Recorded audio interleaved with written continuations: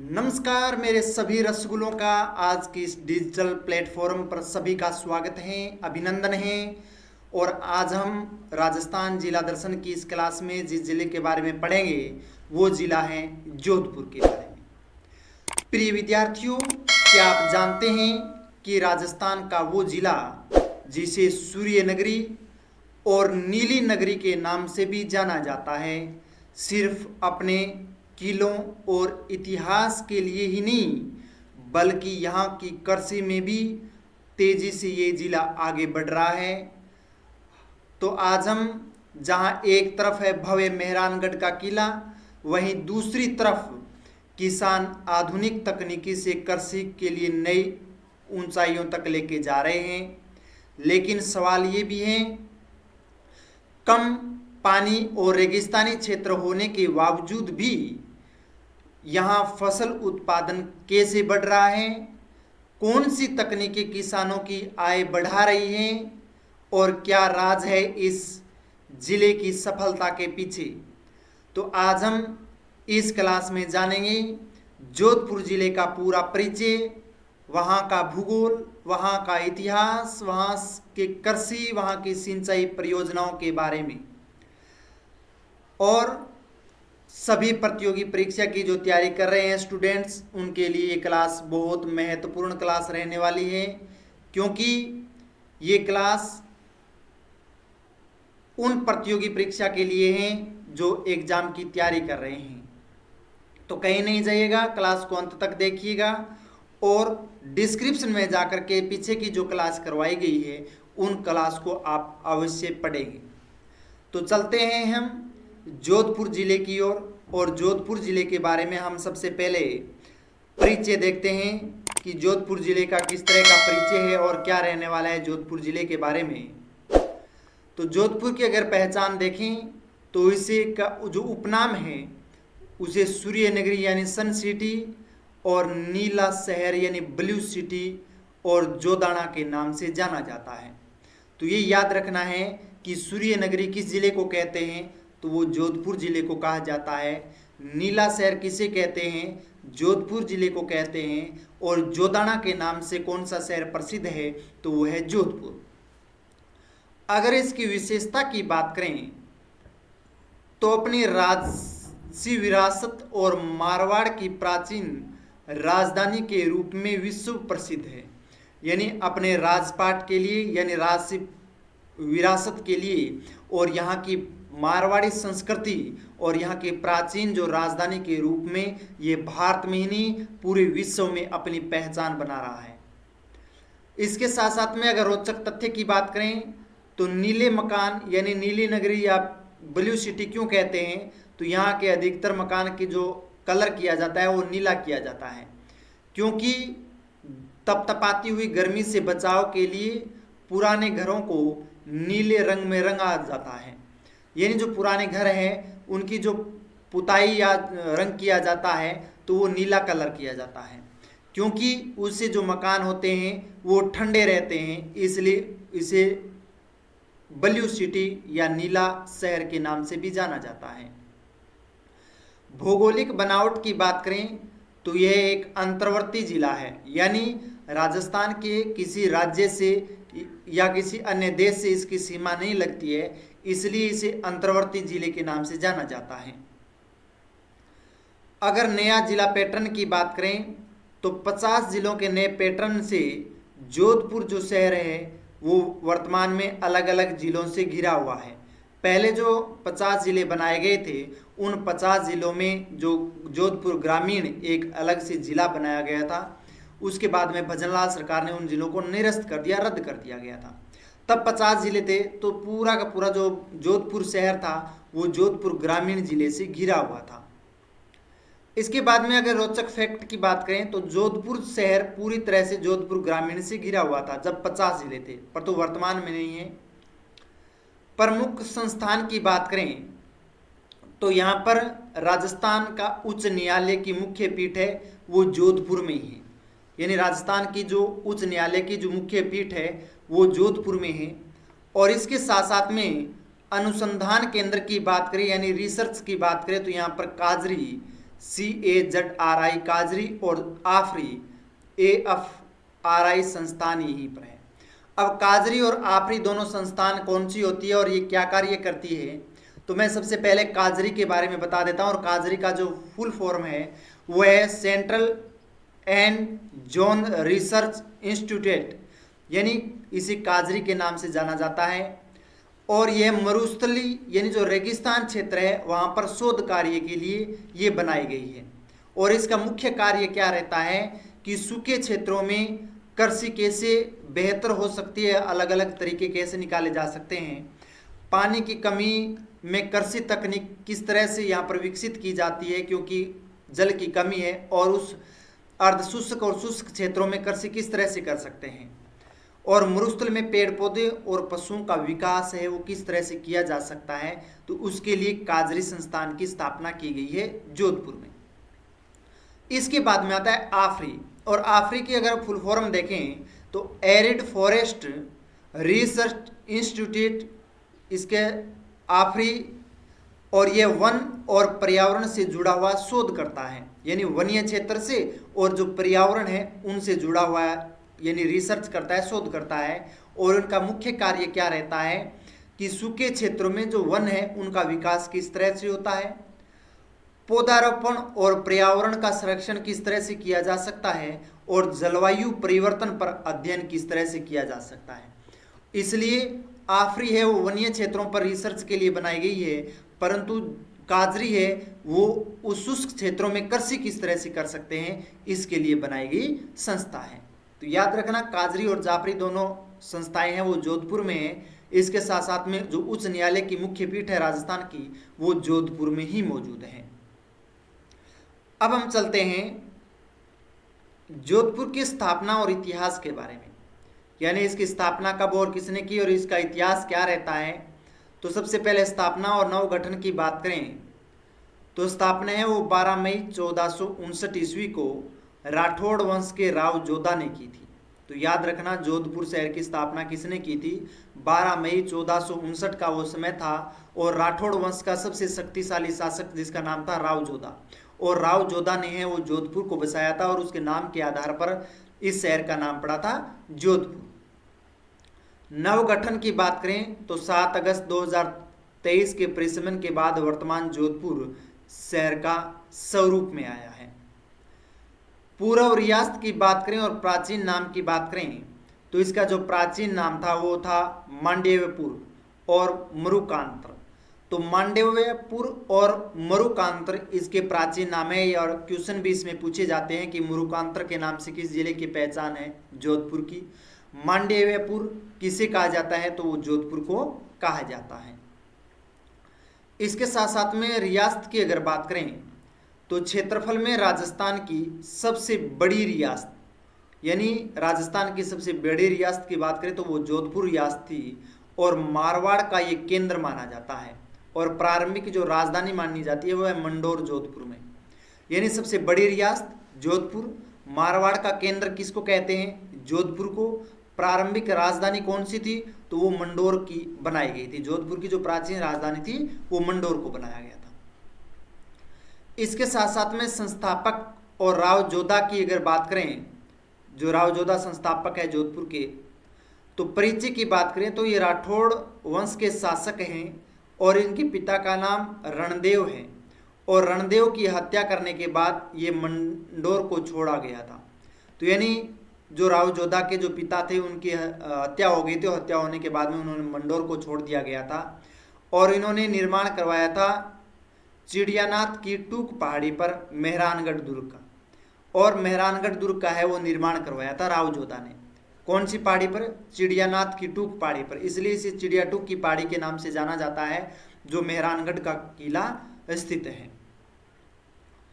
ऐतिहासिक महत्व की बात करें तो सबसे पहले व्यापार की अगर बात करें तो गुजरात दिल्ली प्राचीन व्यापारिक मार्ग पर होने से समृद्ध है, यानी दिल्ली से जो गुजरात जाने का जो रास्ता था वो जयपुर से होकर के जाया जाता था। तो व्यापार की दृष्टि से जयपुर है वो समृद्ध है। पर्यावरण की बात करें तो यहाँ पर वनों की कटाई पर सर्वप्रथम प्रतिबंध लगाने वाली रियासत जो थी वो जोधपुर ही थी, और उसमें आंदोलन हुआ था खेजड़ली आंदोलन 1730 में। और 1730 में खेजड़ली आंदोलन हुआ था, और उनमें बहुत सारे महिलाएं पुरुष थे जिन्होंने शहादत दी थी और खेजड़ी के वृक्ष को बचाने के लिए। तो यानी इसलिए इसे पर्यावरण संरक्षण के रूप में भी जाना जाता है। अब हम 3 नंबर पढ़ते हैं भौगोलिक स्थिति के बारे में। कहाँ इसकी भौगोलिक स्थिति रहती है, इसके मानचित्र में देखें तो आप यहाँ पर ये देख सकते हैं, ये है जोधपुर जिला। जो आप ये देख रहे हैं ये जोधपुर जिला है। अक्षांश और देशांतर की बात करें तो इनका अक्षांशीय जो विस्तार रहता है वो 26 डिग्री उत्तरी अक्षांश से लेकर के 27 डिग्री 37 मिनट उत्तरी अक्षांश तक। यानी जोधपुर का जो दक्षिणी बिंदु है वो 26 डिग्री उत्तरी अक्षांश है, और इसका जो उत्तरी भाग है वो है 27 डिग्री 37 मिनट। देशांतर की बात करें 72 डिग्री 55 मिनट पूर्वी देशांतर, यानी जो जोधपुर का पश्चिमी छोर है वो 72 डिग्री 55 मिनट पूर्वी देशांतर से लेकर के इसका जो पूर्वी हिस्सा है वो है 73 डिग्री 52 मिनट। तो ये इनका अक्षांशीय और देशांतरीय विस्तार रहता है। अब पड़ोसी सीमाओं की बात करें तो पड़ोसी जिले हैं वो नए पैटर्न के अनुसार अब जोधपुर की सीमा है केवल नागौर से लगती है, फलौदी से लगती है, जैसलमेर से लगती है, बालोतरा से लगती है, पाली से लगती है और ब्यावर से लगती है। तो इन 6 जिलों की सीमा है वो जोधपुर से लगती है। और क्वेश्चन भी पूछा जा सकता है कि जोधपुर से किन जिलों की सीमाएं लगती है, और ऐसे भी पूछ सकते हैं, 3 विकल्प इनमें से दे सकते हैं और एक विकल्प ये भी दे सकते हैं कि इनमें से कौन सी जिले की सीमा नहीं लगती है। ठीक है ना, तो हो सकता है उसमें जयपुर पूछ ले आपको, तो जयपुर की सीमा नहीं लगती है। और अगर अंतर्राज्यीय सीमा की बात करें तो ये किसी देश या राज्य से सीमा नहीं लगती है, ये पूर्ण रूप से अंतर्वर्ती जिला है। क्षेत्रफल और संभाग की बात करें तो संभाग में ये खुद जोधपुर संभाग के अंतर्गत आते हैं, और इसके अंतर्गत 6 जिले हैं, जोधपुर, ब्यावर, पाली, फलौदी, जैसलमेर, बाड़मेर और बालोतरा। ये 6 जिले इस संभाग के अंतर्गत आते हैं। अगर इनकी जनसंख्या घनत्व की बात करें तो शहरी क्षेत्र होने के कारण अत्यधिक घनत्व पाया जाता है, जो 203 वर्ग किलोमीटर क्षेत्र में। यानी 2021 की गणना के अनुसार, आंकड़े के अनुसार यहाँ का जो जनसंख्या घनत्व है 203 व्यक्ति प्रति वर्ग किलोमीटर है। अब इनकी भौतिक प्रदेश और जलवायु की अगर बात करें तो भौतिक स्वरूप में इसके उत्तर पश्चिम में मरुस्थलीय प्रदेश है, जिसे थार का मरुस्थल कहा जाता है। यानी ये जो छोर है यहाँ पर थार का मरुस्थल का इस तरह से विस्तार पाया जाता है, तो थार का मरुस्थल है।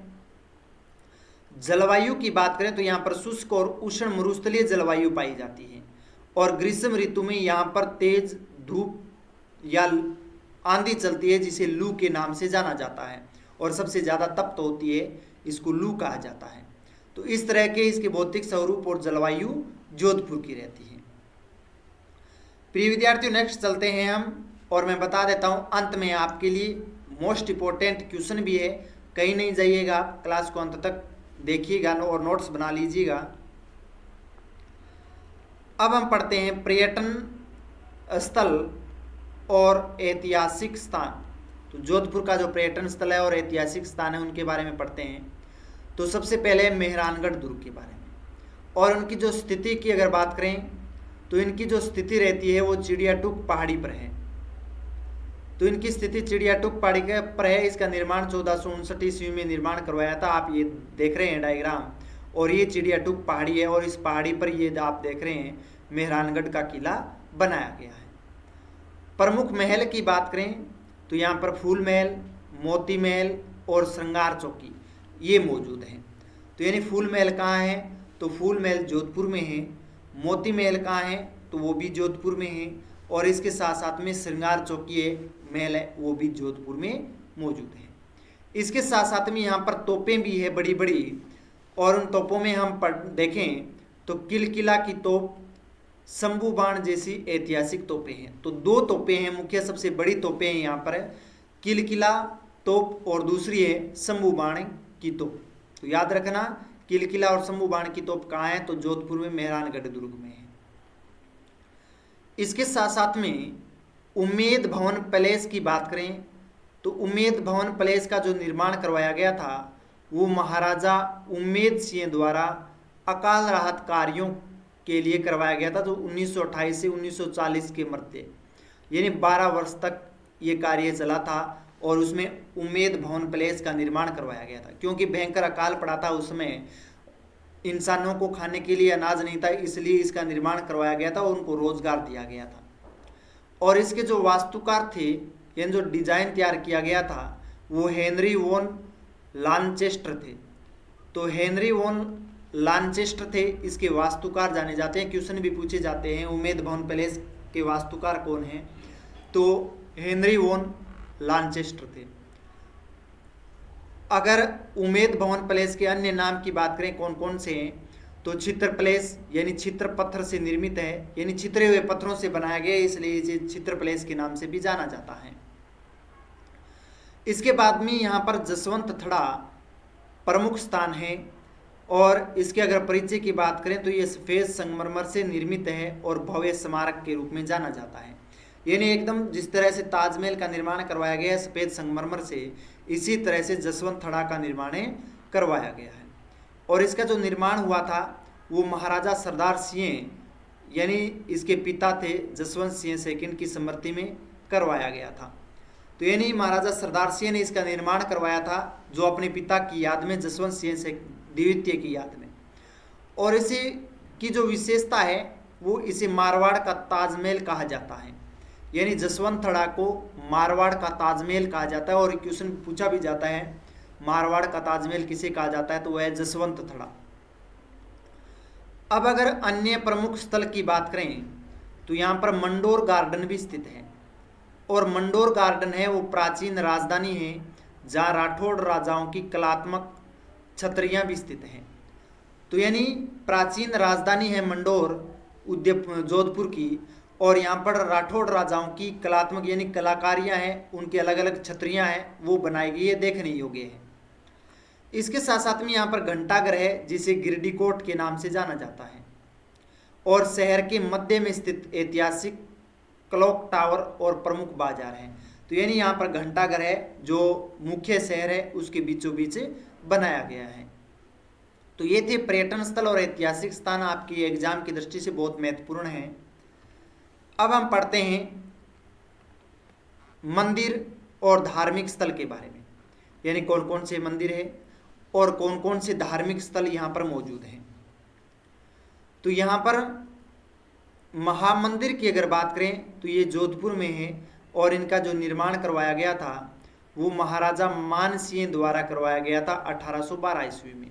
यानी जोधपुर में जो इसका महामाया मंदिर का निर्माण करवाया गया था महामंदिर का, वो महाराजा मान सिंह के द्वारा 1812 ईस्वी में करवाया था। और इसकी विशेषता की अगर बात करें तो ये 84 खम्भों पर निर्मित है और ये नाथ संप्रदाय का सबसे बड़ा मंदिर है, यानी नाथ संप्रदाय है और नाथ संप्रदाय का सबसे बड़ा जो मंदिर है वो महामंदिर है जो 84 खम्भों पर निर्मित है और इसका निर्माण महाराजा मानसिंह ने 1812 ईस्वी में करवाया था।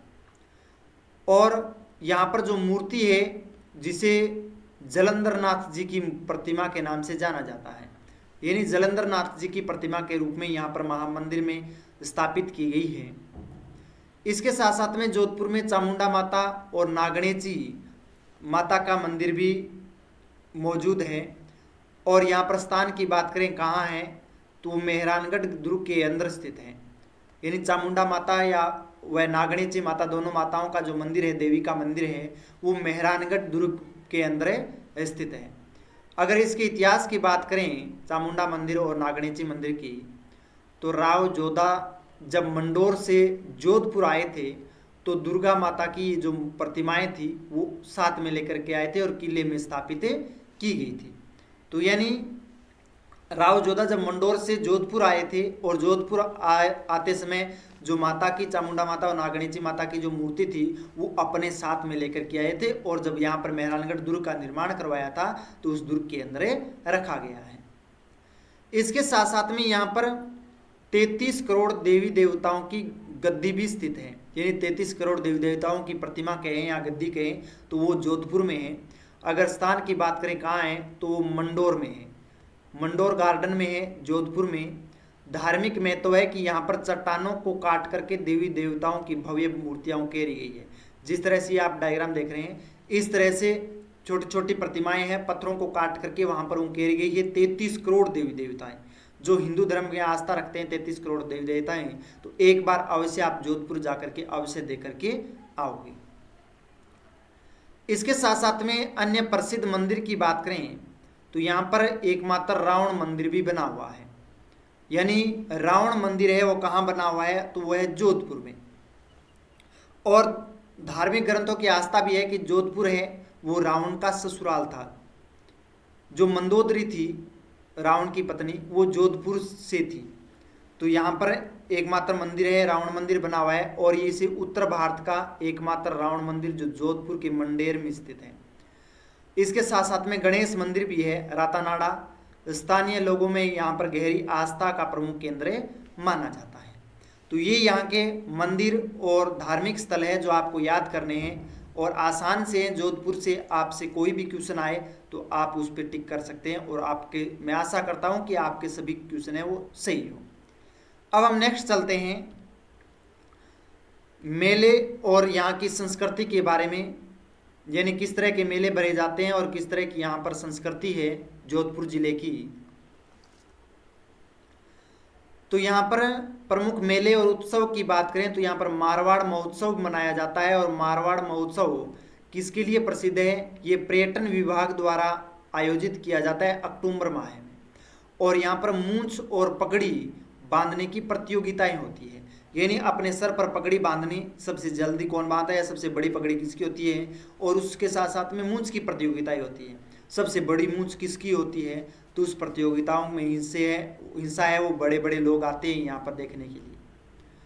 इसके बाद में धींगा घवर मेला, और धींगा घवर मेला है वो जोधपुर में लगता है। और वैशाख कृष्ण पक्ष की तृतीया को जोधपुर में विशेष रूप से मनाया जाता है, जिसे धींगा गौर मेला के नाम से जाना जाता है, जो वैशाख के महीने में आयोजित होता है कृष्ण पक्ष की तृतीया को। अभी वैशाख चल रहा है और वैशाख के महीने में आयोजित हुआ है। लोक नृत्य की बात करें यहाँ पर कौन कौन से लोक नृत्य हैं तो यहाँ पर घुड़ला नृत्य। और घुड़ला नृत्य किस तरह से किया जाता है, यह प्रसिद्ध नृत्य जहाँ पर महिलाएं हैं वो छिद्रित मटकियों, यानी जो मटके होते हैं मिट्टी के बने हुए, उसमें छिद्र कर लिए जाते हैं और उसके अंदर है वो दीपक है वो जला करके नाचती है। तो दीपक जला करके नाचती है, इसलिए इसे घुड़ला नृत्य के नाम से जाना जाता है। इसके साथ साथ में यहाँ पर प्रसिद्ध नृत्य घूमर भी है, जो मारवाड़ क्षेत्र का पारंपरिक और लोकप्रिय नृत्य है। तो यानी मारवाड़ क्षेत्र का प्रसिद्ध नृत्य जिसे घूमर के नाम से जाना जाता है और वो जोधपुर में प्रसिद्ध हैं। अगर जोधपुर की वेशभूषा और हस्तकला की बात करें तो यहाँ पर कपड़ा कला, और कपड़ा कला किस तरह से प्रसिद्ध है तो मोठड़े यानी क्रॉसधारियों, यानी क्रॉसधारी यानी इस तरह से और फिर इस तरह से। तो क्रॉसधारियों वाली पगड़ी, यानी क्रॉसधारी ये जो पगड़ी आप देख रहे हैं इस तरह की पगड़ियाँ होती है। और बंदेज यानी महिलाएं जो चुनरी होती है उसे बंदेज कहते हैं, उसका कार्य किया जाता है। तो कपड़ा कला में यानी जो क्रॉसधारियों वाली पगड़ी और बंदेज चुनरी के लिए सबसे प्रमुख स्थान है वो जोधपुर में है। उसके साथ साथ में बादला, और बादला है वो जस्ता यानी जो जिंक होता है जस्ता होता है उससे निर्मित पानी को ठंडा रखने का एक कलात्मक बर्तन बनाया जाता है जो जोधपुर में ही प्रसिद्ध है। तो यानी बादला किस लिए जाना जाता है, जस्ता यानी जिंक से निर्मित पानी को ठंडा रखने के कलात्मक बर्तन होता है जो जोधपुर में प्रसिद्ध है, जिसे बादला के नाम से जाना जाता है। इसके साथ साथ में यहाँ की स्थानीय संस्कृति और बोली की बात करें तो यहाँ पर बोली है वो मुख्य रूप से मारवाड़ी है और ये राज्य के सर्वाधिक क्षेत्रों में बोली जाती है। तो यानी मारवाड़ी है वो यहाँ की प्रमुख बोली है और मारवाड़ी है वो हमारे राजस्थान में सबसे ज़्यादा बोली जाने वाली बोली है। खान पान की बात करें तो जोधपुर का मिर्ची बड़ा, मावे की कचौरी और दाल बाटी चूरमा यहाँ का प्रसिद्ध है। कभी आप जोधपुर में जाओ तो जोधपुर के अगर खान पान का टेस्ट करना है तो यहाँ पर मिर्ची बड़ा बहुत स्वादिष्ट है, आप अवश्य खाओगे। जिस तरह से बीकानेर के बीकाजी भुजिया पसंद है, उसी तरह से मिर्ची बड़ा, मावे की कचौरी होती है वो प्रसिद्ध है, और दाल बाटी चूरमा हमारे राजस्थान में जो बनाया जाता है तो वो मुख्य रूप से प्रसिद्ध है जोधपुर में। तो ये मेले और संस्कृति थी जोधपुर की। अब हम पढ़ते हैं यहाँ के कृषि और फसलों के बारे में, यानी किस तरह की कृषि होती है और किस तरह से फसलें का उत्पादन होता है। अगर खरीफ की फसलों की बात करें तो यहाँ पर बाजरा, मूंगफली, ग्वार और मोठ, इन फसलों का उत्पादन है वो जोधपुर में होता है। और इनकी विशेषता क्या है, तो ये कम पानी और शुष्क जलवायु में पकने वाली मरुस्थलीय फसलें हैं और यहाँ पर बहुतायत में होती है, यानी अधिक मात्रा में बाजरा है, मूंगफली है, ग्वार और मोठ, इनकी कृषि की जाती है, क्योंकि ये कम वर्षा में कम पानी में ही पक करके तैयार होने वाली है। अगर रबी फसलों की बात करें और मसालों की बात करें तो यहाँ पर गेहूं, सरसों, चना और जौ, इन फसलों का उत्पादन होता है। और मसाले में यहाँ पर मथानिया क्षेत्र अपनी लाल मिर्च, यानी मथानिया की जो मिर्च होती है वो सबसे अच्छी मिर्च मानी जाती है, लाल मिर्च, और जीरे की कृषि के लिए विश्वविख्यात है, यानी सबसे ज़्यादा जो जीरा उत्पादन जोधपुर में होता है। और मथानिया की जो मिर्च है, जोधपुर में है मथानिया, तो वहाँ की लाल मिर्च है वो सबसे अच्छी और स्वादिष्ट होती है। इसके साथ साथ में वनस्पति और कृषि विशेषता की बात करें तो यहाँ की वनस्पति में खेजड़ी, यानी राज्य जो वृक्ष है, उसके साथ साथ में बबूल, थार की घासें, यानी सेवण घास है, इस तरह की घासें, या भुरट है, इस तरह की घासें यहाँ पर पाई जाती है। तो खेजड़ी वृक्ष है और राज्य वृक्ष है जो मुख्य रूप से यहाँ जोधपुर में है, और बबूल भी बहुत मात्रा में यहाँ पर पाया जाता है। विशेष तथ्य की बात करें तो रोहिणी को यहाँ मारवाड़ टीक के नाम से जाना जाता है। जो रोहिणी का वृक्ष होता है और ग्रीष्म ऋतु में उसे लाल और पिंक कलर के, लाल रंग के फूल लगते हैं, बहुत अच्छे दिखाई देते हैं, पूरा का पूरा रोहिड़ा होता है वो खिल जाता है, तो इसलिए उसे मारवाड़ के टीक के नाम से जाना जाता है। और टीक के वृक्ष होते हैं वो उच्च अक्षांशों में सबसे ज़्यादा मात्रा में पाया जाता है। तो यानी मारवाड़ का टीक किसे कहते हैं, तो रोहिड़े के वृक्ष को कहा जाता है। एग्रो और स्पाइस पार्क, स्पाइस पार्क बात करें तो वो मसाले के लिए जाना जाता है और मसालों के व्यापार को बढ़ाने के लिए जोधपुर में स्थापित किया गया है। तो एग्रो स्पाइस पार्क है वो कहाँ स्थापित किया है, जोधपुर में। किस लिए स्थापित किया है, तो मसालों के व्यापार को बढ़ाने के लिए किया गया है। एग्रो फूड पार्क है वो कृषि आधारित उद्योगों के विकास के लिए बोरनाडा में स्थापित किया गया है, बोरनाडा जोधपुर में। तो बोरनाडा जोधपुर में एग्रो फूड पार्क है वो स्थापित किया गया है, जो कृषि आधारित जो उद्योग है उनके विकास के लिए यहाँ पर स्थापित किया गया है। तो प्रिय विद्यार्थियों, ये थे पॉइंट 7 कृषि और फसलें। अब हम पढ़ते हैं नदियाँ और सिंचाई परियोजनाएं। यहाँ पर कौन कौन सी नदियाँ हैं और किस तरह से यहाँ पर सिंचाई उपलब्ध की जाती है। तो अगर नदियों की बात करें सबसे पहले तो यहाँ पर लूनी नदी, और लूनी नदी है वो मानसून के समय बहने वाली मरुस्थल की प्रमुख अल्पकालिक नदी है। अल्पकालिक यानी कम समय के लिए ये नदी प्रवाहित होती है। जब वर्षा का मौसम नहीं होता है तो ये नदी सूख जाती है और फिर वापस मानसून का दौर आता है तो ये नदी में जल आता है और उसके बाद में प्रभावित होने लगती है। तो लूनी नदी मुख्य है।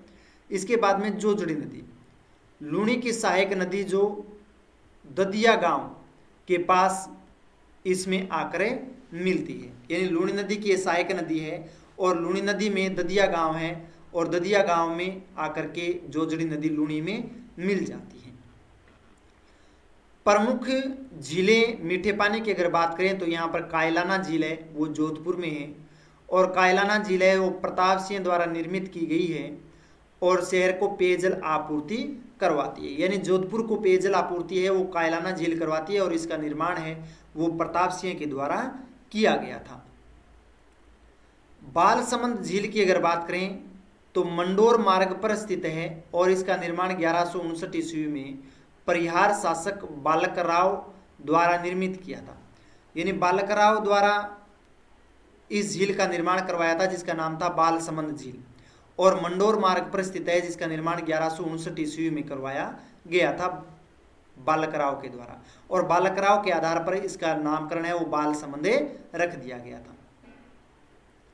इसके बाद में जीवनदायिनी नहरों की बात करें, जीवनदायिनी कौन कौन सी नहरें हैं, तो यहाँ पर राजीव गांधी लिफ्ट नहर, और राजीव गांधी लिफ्ट नहर परियोजना से जोधपुर को जलापूर्ति होती है, और ये इंदिरा गांधी नहर से जोधपुर शहर को पीने का पानी उपलब्ध करवाने वाली जीवन रेखा के रूप में जाना जाता है।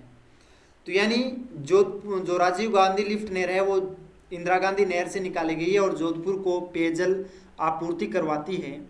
और अगर आप बात करें वर्तमान में 41 जिले स्थिति में, तो ये फलोदी लिफ्ट नहर के अंतर्गत आ गई है, यानी फलोदी जिले को जल है वो उपलब्ध करवाता है।